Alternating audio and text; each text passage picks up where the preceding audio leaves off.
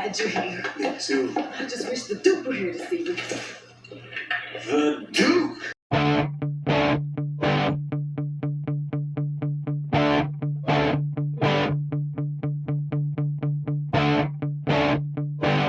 Hello YouTube, this is the Duke coming at you with another amazing old school bike build video. And backed by popular demand for tonight's episode is the 1987 Sharp Freestyler. This is a Toys R Us exclusive bike that was only made for 2 years, sold by Toys R Us. It came in red and chrome and blue and chrome, and this is a Taiwanese 4130 chromoly bike frame. Now, we talked about Koizumi in Japan. We talked about Dodson bicycle machinery in Taiwan. If you've looked at my previous videos, you will see that I've done deep dives on both of those factories and which bikes they produced. What a lot of you guys don't know is that this Sharp Freestyler was made in the same factory as some of these really high-end bikes. I'm talking the GT Pro Performer, the GT Pro Freestyle Tour or World Tour, the Mongoose FS1, Hutch Trick Stars. Well, those were Koizumi in Japan, not Taiwan. Haro with Anlin. There's several factories in Taiwan that produce some beautiful BMX bikes in this era. And what dictated a lot of these bikes was the dollar, the exchange rate of the dollar. So you'll notice that around 1986-87, there was a fluctuation between Taiwanese currency and Japanese currency. So if it was more advantageous for a manufacturer to save $2 or $3 on a bike frame, like Diamondback did, they took their entire operation out of Koizumi and they brought it to Dodson because they could save $2 or $3 a frame. And these frames were $5 to build back in the day, $10 to build. They were not expensive. That's why these manufacturers went over there. Like I said, the transportation costs on these frames cost more than making these frames. So that's why a lot of these companies went over to Taiwan. But I want to show you this really fresh 4130 Toys R Us special. I did a video on this about 6 months ago. You guys really liked it. I got a lot of questions about this particular bike, if I can give you a little more technical breakdown on this, and we will. We'll talk about how this bike was made probably at the same time as the GT Pro Performer, probably the same steel, the same jig, just a little bit of a different frame geometry, different decals, and different paint. Other than that, you know, bikes are all the same, man. The same 4130, the same welders, the same factory machines that bent the metal, the fabrication, the same type of production, only decals, paint, and a few changes in the tubing is what differentiated these brands, okay? So without any further ado, let's take a look at this bike. Okay guys, here is another DSBM classic, the 1988 Sharp Industries Freestyle, made in the same factory that the GT Pro Performer. In fact, take a look how close that frame bend is. Eddie Fiola and the chairman of the board, Martin Aparijo, innovated. This was made with the same tubing and the same welders that made the GT. 1987, 1988, 89, Pro Performer, and Pro Freestyle Tour or World Tour, whatever you want to call it, okay? They made a few changes to the frame, of course. They have this rear area to plant your foot, but the platform is very similar to what it was on my 86 or 87 electric blue Pro Performer. Same top tube, same bottom tube, all 4130 chromoly. Very similar dropouts. Here's the made in Taiwan decal. Now these forks are made by Kisu. Kisu manufactures forks for a lot of companies, just like Tanji. Okay. Remember I said in my other video that this company that made the Japanese Hutch Trick Star here, okay, this bike, Koizumi, also manufactured forks for Tanji. This company, DSBM, also made forks for Kisu. These companies all collaborated and they all worked together to kick these bikes out. Now, this particular bike at Dodson, or the DSBM factory, was made alongside of the Haro, not the Haro, the GT Pro Performer and the General Hustler. All identical frames, all 4130 chromoly. I'm not sure if the General Hustler's full 4130 or partial. This particular model from Toys R Us is the full 4130 chromoly bike. There's no difference between this frame and a GT Pro Performer or a GT Pro Freestyle Tour. It is the same quality, it is the same manufacturer, it is the same people with the same hands and the same welding guns making this frame that made the very expensive 3 times more expensive GT frame. Well, let's take a look at this bike again. All right, guys, look at these beautiful. As I showed you in the video I did 6 months ago, this is a fully polished, chrome-plated 4130 frame with a two-tone paint scheme. They actually did a really nice job doing a two-tone effect on this. I like two-tone bikes. I like two-tone cars. Comes with Skyway Tough Wheel 2s, Skyway seat post, Skyway easy bars. Real deal Skyway easy bars, okay? Take a look at that. Easy bars by Skyway.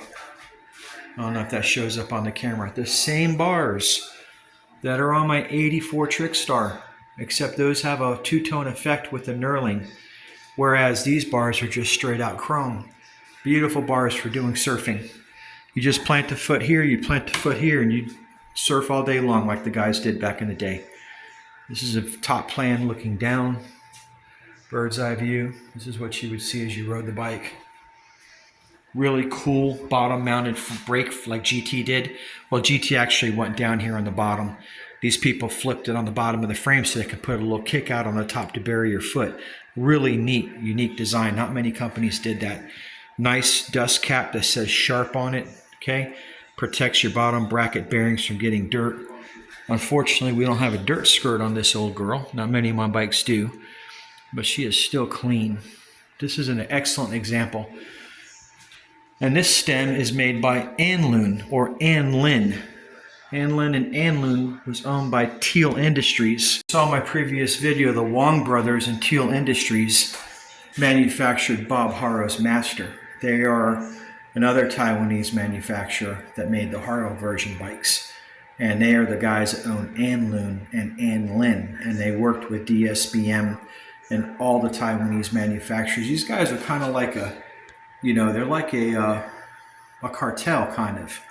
They all share material and labor to meet quotas. The goal is that everybody works together. It's like I talked about the Galapagos effect before in my other video about what the heck happened to Japanese-made BMX bikes. We talked about how they become very isolated on an island when they develop the Galapagos effect and they all start working together to collaborate to kick bikes out. It's not an internal competition. It's more of them against the world type of mindset. So they're all glad to work with each other to get the job done, which is why you will find a hodgepodge of all these parts on all these different bikes. Whether you ride around on this Torker over here made by DSBM, on this on my DSBM videos, I want you guys to watch it. That's a DSBM Torker. That's a DSBM CW. These companies all went over there in 1985 and 86. These are all Akisu. These A-frame, twin tube frames I have. These are Akisu frames. One for Supercycle, one for Norco. Did a video on the GTs. I'm not going to talk about that right now. Those are all California-made GTs, and if you want to learn about those, you go watch my GT video. That's another DS, the Mongoose FS1 Taiwanese DS bike, beautifully made. Notice the same little kick out, the semicircular arch. That same semicircular arch on the back of that FS1 is exactly what we're doing here. Okay, whereas the FS1 has a more low profile arch on the back platform, this has a more pronounced arch. So you have a better way to plant your foot if you've got a larger shoe. You can see it's a higher profile than this Dodson. Now let me talk about what frames were made in the same factory. The Sharp was made in the same factory as the Torker, as the CW, and as the FS1. Now, I wish I still had my electric blue 87 GT Pro Performer because that was such a sweet bike. That bike had the beautiful mint electric blue frame. That frame was so clean. No fade, no scratches, no pitting. It was as nice as my Trickstars. I don't know who I sold it to, but if you come across this video, my friend, and you want to sell that bike back to me, I'm willing to give you, I think it was like $3,200. It had white Tomahawks, all original die-comp brakes, I believe, or Odyssey brakes. It had a beautiful Pro Freestyle Tour seat post clamp, GT bars, GT stem, all GT, 100%. Rotor, everything worked, all the cables, everything was dialed in on that bike beautifully. That was a Dodson GT Pro Performer made next to this Sharp Freestyler.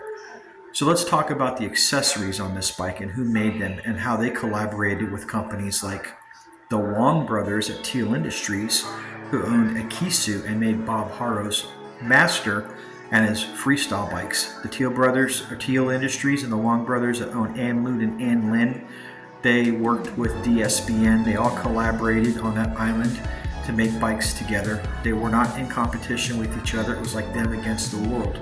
So they all collaborated and shared resources to kick out these quotas, because everybody came to them. Where else are you going to go to make a bike frame for $5 in this world? If you order 10,000 of them, nobody else is going to do that, which is why these guys all went there. But let's take a look at the components that go into this Shark Freestyle bike, and let's talk about those for a minute. Okay guys, that's an Anlun or Anlin stem. Now they're not allowed to stamp it because this is a generic bike. Now if this would have went on the Haro, it would have Haro's name on the middle of this. Any manufacturer they made this for, ACS, whoever, they would have stamped it right in the center. This particular bike being generic and copyright laws and all that stuff, they just didn't stamp it, but that is an Anlin or Anlun stem. You get a seat that's made by Viscount with the same manufacturing process that goes into the high-end seats on the GT. This is the same type of material that goes in the Wings logo on the GT 2123 seat that goes on the Pro Performer. It's the same type of foil that CW uses, which you can see on their seat. Has the same gold foil. Now this is engraved into the seat. This is not a sticker. You can't duplicate this, guys. See Aero Royal, they have it as well. And on this old girl back here, the Dominator, you can see it in gold as well, just not as well. But all the old school seats had an engravement that they did with a gold foil. And Sharp was no exception. They demanded that Viscount makes the same type of seat for them. Okay, and they proudly put chromoly on their frame. There it is. Okay, and look how clean those rear dropouts are. Look at the welds.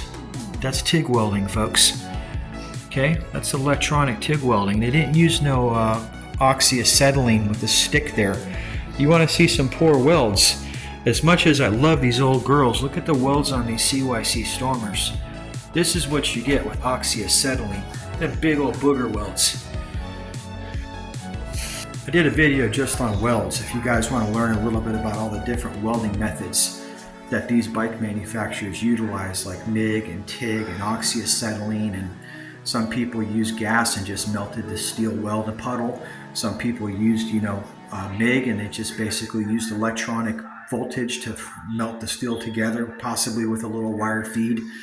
The real precise welders like GT and like Cook Brother and Giant, which made bikes for Schwinn, and CW, which was actually made at this Dodson factory, they use TIG welding. TIG welding is that dime stack beautiful effect that looks like there's no splatter, very tight precision weld puddle with constant scaling, like someone just took a stack of dimes and knocked them over on a table and they had a 50% overlap. And that's done by the positioning of course of the welder moving the actual torch back and forth to create the puddle, and there's videos you could see on this, but the high-end bikes always brought the TIG welding. And this, I'm going to do my Alec Baldwin impersonation.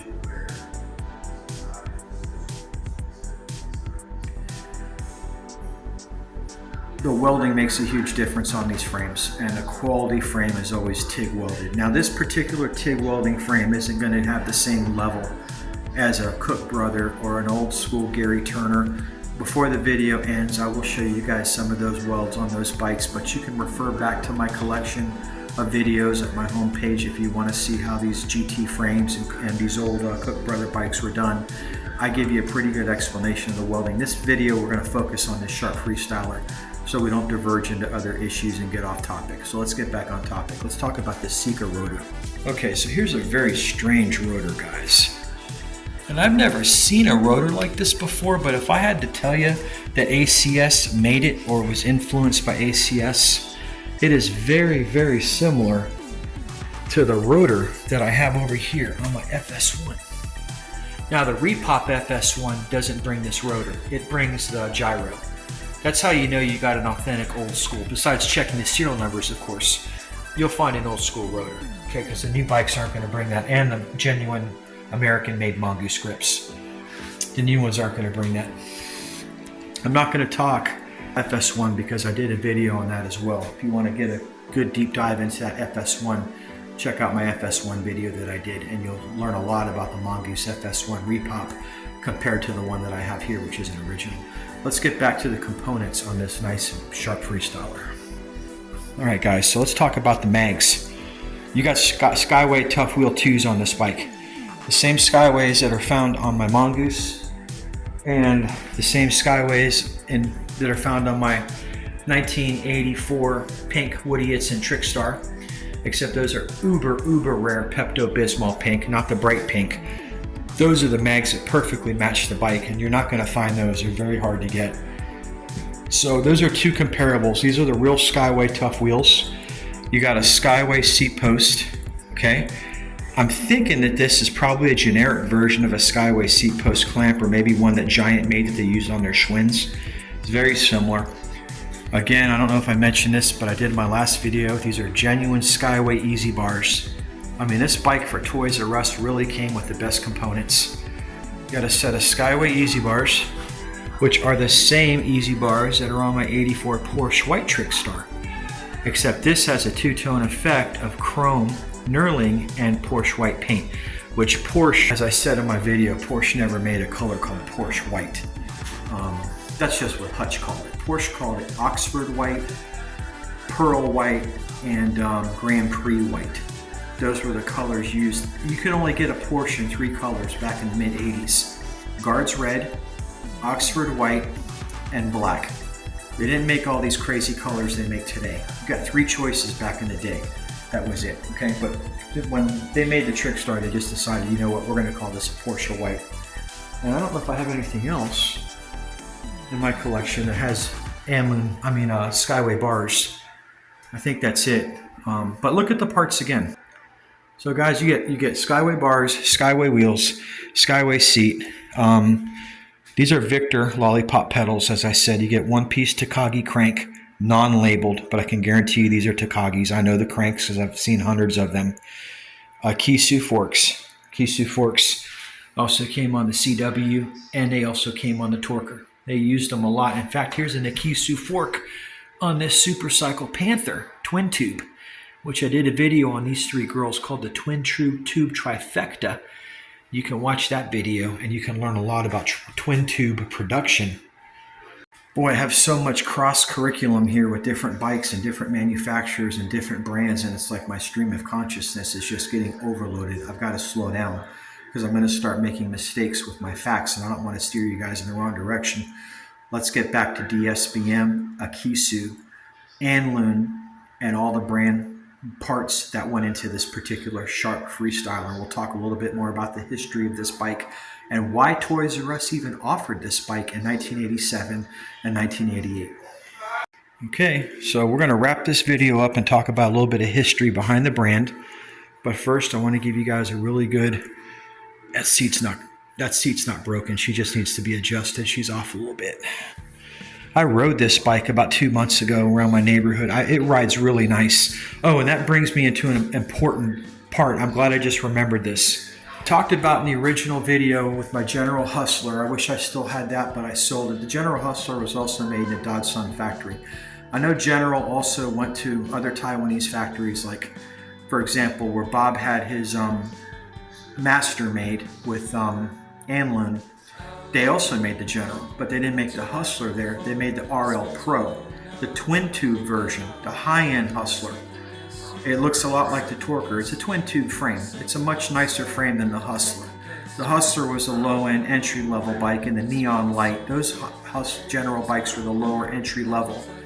The twin tube, like the RL Osborne edition, I believe it was RL that they made the Hustler for.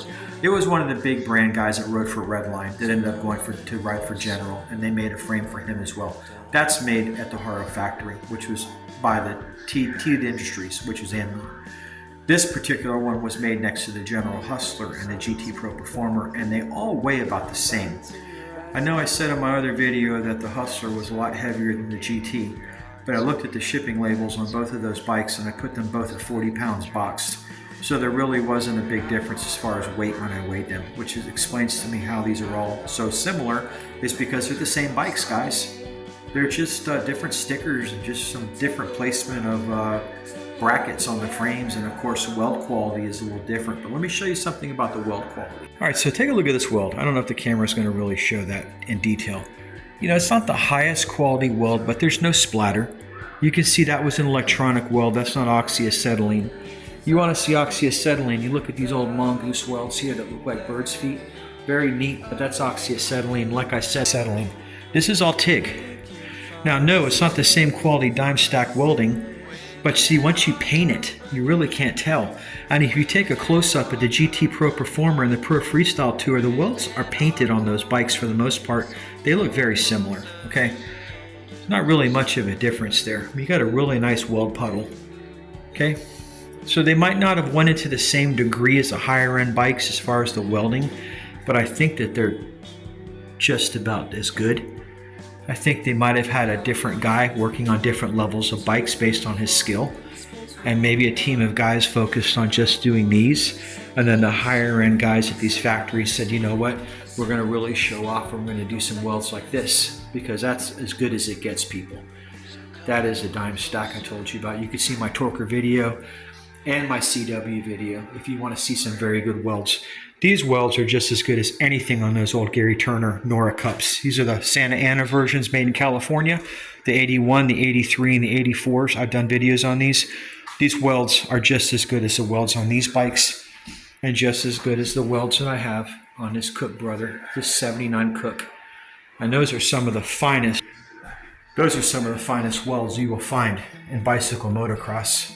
You will not find finer welds than you will find on those bikes. I've had them all.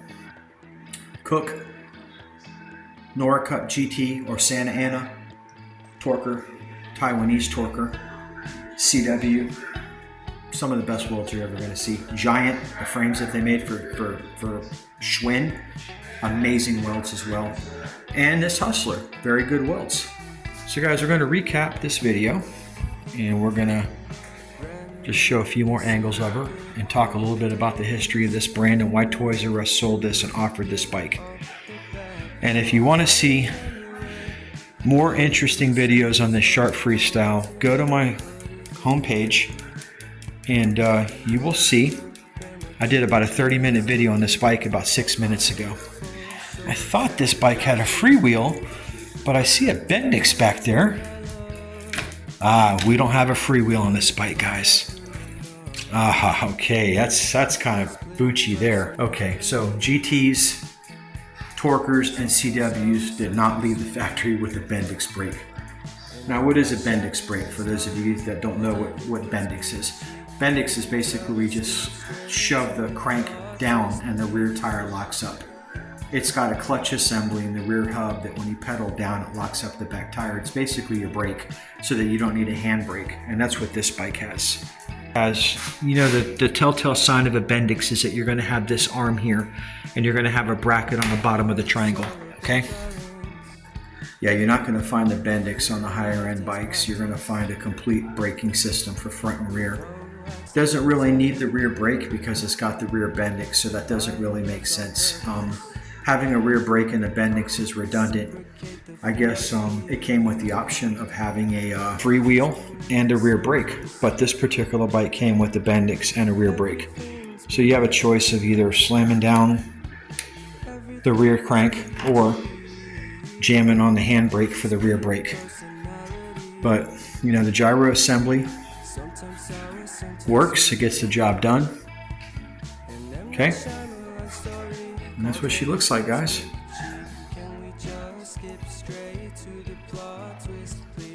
Why did Toys R Us manufacturer actually offer this bike? Why did Sharp Freestyles even enter the game in 87, 88? Because Freestyle was already on its way down. It peaked in 88. I can remember exactly what happened, what was going on at the time.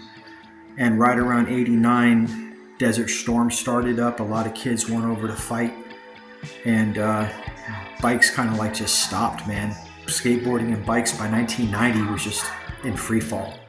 And I think the war had a lot to do with it. It disrupted a lot of social and community traditions that were going on for years before that. Plus rap music came out on the scene. you know, and just the mindset and culture of everything just changed. So Toys R Us offered this bike to compete with the high-end freestyle market, and they said for I think $199 this bike was introduced at, you could basically have a GT which would cost you twice as much, 2 to 3 times more for that Haro Master and that Torquer. So really, it was a great value. This is the reason I have one of these bikes in my collection. It's because the fact that they're so rare, and they're not just rare, but they're quality bikes. And, you know, I like them. Guys, if you're new to my channel, hit that subscribe button. If you want to learn a lot about 70s and 80s old school BMX, this is all I do, man. Constant videos on 70s and 80s old school BMX. If you're new to my channel, and I notice that on the data, 75% of you viewers are new to my channel. Only 25% of my viewers are returning, so I'm having a lot of new viewers come on board. Thank you very much. You're very welcome. Please subscribe. I will give you a rundown real quick like I do at the end of all my videos of what's in my collection, and I'll give you a little bit of a history on the bike, but not too much, because like I said, there's already been videos done on all of these. If you subscribe to my channel, you can watch them all, and they're chock full of knowledge and information and things that are beyond common BMX bike collectors, you know, skill set. We'll talk about all these things. So let's do a rundown real quick of what I've got going on, because my collection is fluid. It changes constantly. Like a lot of people on this channel, we're constantly turning and burning bikes. It's just the name of the game. And I'll show you what we got currently in the collection, and what we got in the collection. Typically, this is the BMX side. This is the freestyle side, but I also have race bikes in there, so they're all mixed up. Let's start with the back and we'll work our way around, okay? Play a little music while I'm doing this for you to kind of relax you. I have 2 CYC Stormers, 1977, 1978. These bikes were made in California. They're SoCal bikes made in the United States.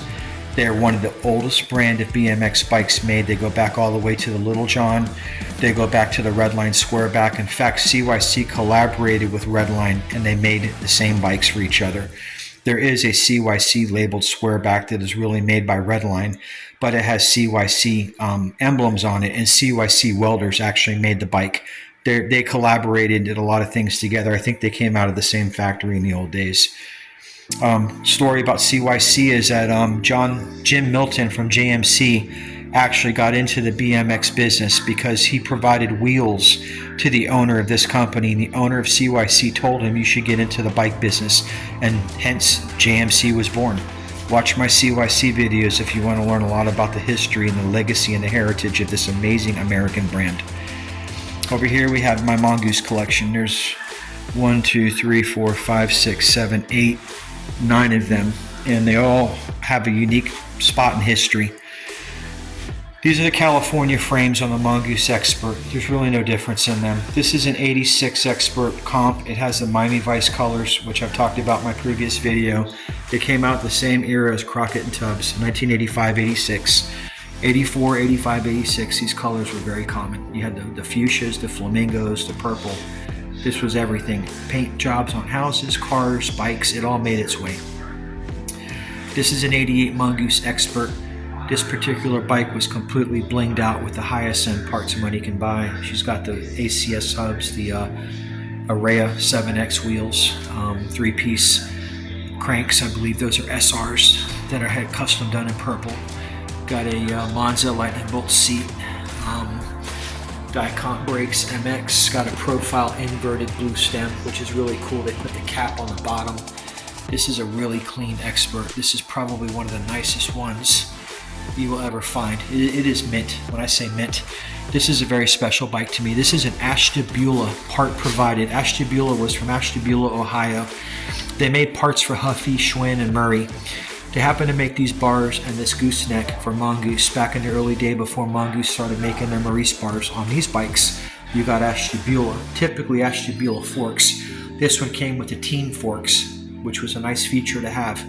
This is a 79 Mongoose Motomag with the tough wheel ones, not the twos, the ones.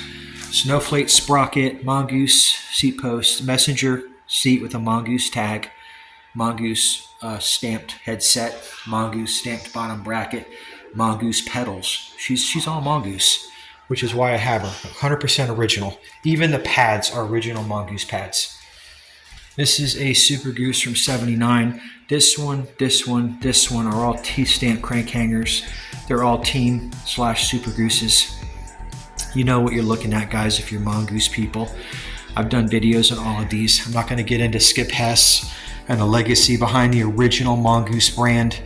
We're not going to get into all that. I've done videos on this. I just want to show you a quick breakdown on these bikes. These are the real mongooses, not the ones that you find today for sale at Toys R Us that say Sharper Things, or the repops that they're making. You know, that's nothing compared to what you're looking at right here. These are the bikes that last 50 years, not the bikes that they've been making for the past 5-10 years. Those are garbage.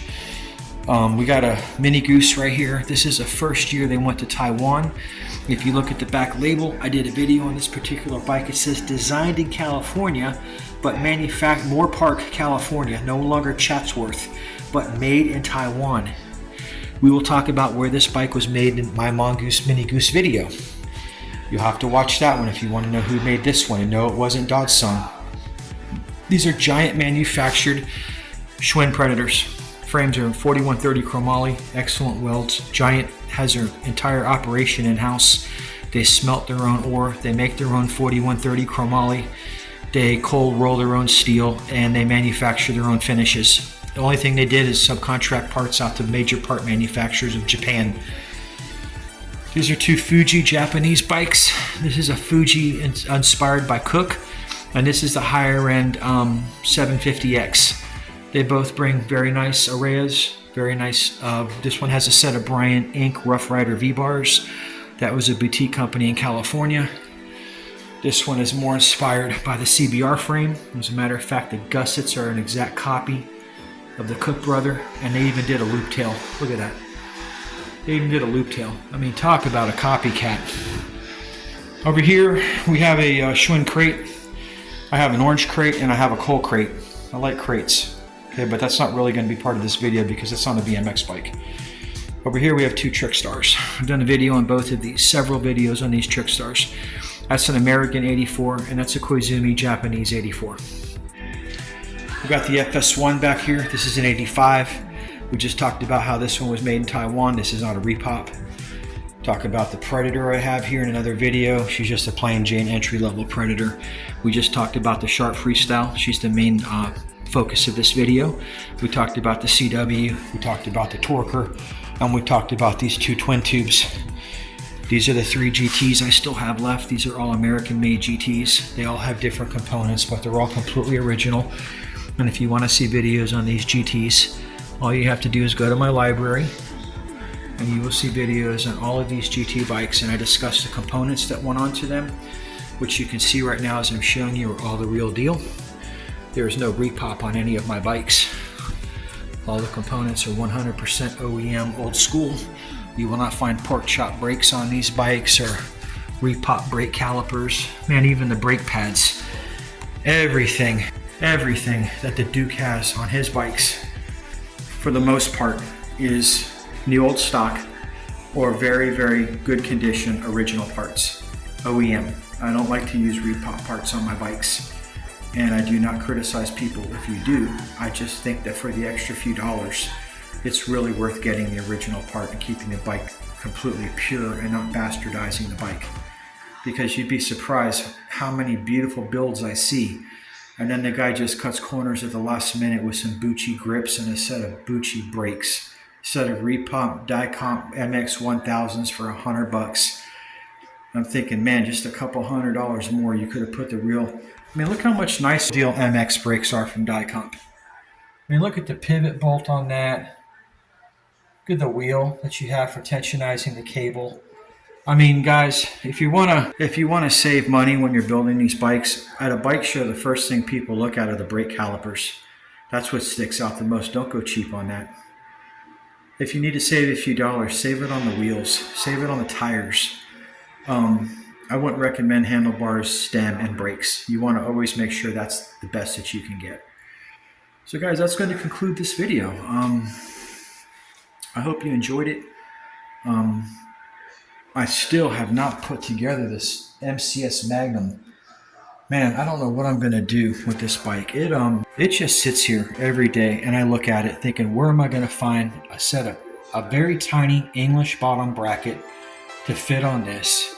This is a mini frame. Yeah, it's 20 inch, but look how small the headset diameter is and the bottom bracket diameter. But man, I really love it because I love the way they do the dropouts. Look the way they do those rear dropouts. It's just such a nice frame. Looks like a bat, the way they do the rear brake bridge. I love it. You know, I did a video, I think, on this bike. This company is in Pompano Beach, Florida. You all know who MCS is. Okay.